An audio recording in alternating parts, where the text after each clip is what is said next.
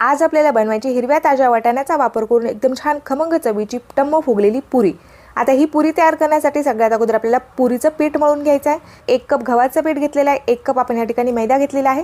यामध्ये आपल्याला चवीपुरतं मीठ घालून घ्यायचं आहे। 1 चमचा आपण यामध्ये तेलाचं मोहन घालून घेतलेलं आहे। थोडं थोडं पाणी टाकत आपण घट्टसर असं हे पीठ मळून घेतलेलं आहे। वाटाण्याचं आपल्याला या ठिकाणी सारण तयार करून घ्यायचं आहे।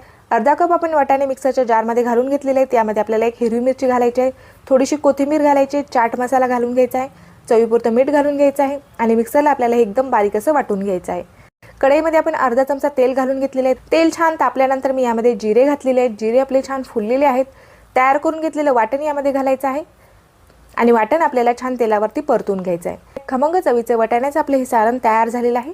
पिठाचे आपल्याला छोटे छोटे गोळे तयार करून घ्यायचे आहेत। एक गोळा आपल्याला थोडासा लाटून घ्यायचा आहे। यामध्ये आपल्याला वाटाण्याचं सारण भरायचं आहे। गोळा आपल्याला छान व्यवस्थित असा बंद करून घ्यायचा आहे आणि पीठ टाकून आपल्याला पुरी लाटून घ्यायची आहे। पिठाचा किंवा मैद्याचा वापर करून तुम्ही ही पुरी लाटून घेऊ शकता। सर्व बाजूनी सारख्या आकारामध्ये छान आपण ही पुरी लाटलेली आहे। आता पुरी तळून घ्यायची आहे। कमी गॅसवरती तेल छान गरम करून घेतलेलं आहे। मध्यम आचेवरती अलटी-पलटी करत रंग बदलेपर्यंत आपल्याला या पुऱ्या तळून घ्यायच्या आहेत। खमंग चवीच्या आपल्या वाटाण्याच्या या पुऱ्या तयार झालेल्या आहेत। चटणीसोबत किंवा आलूच्या भाजीसोबत तुम्ही या पुऱ्या खाऊ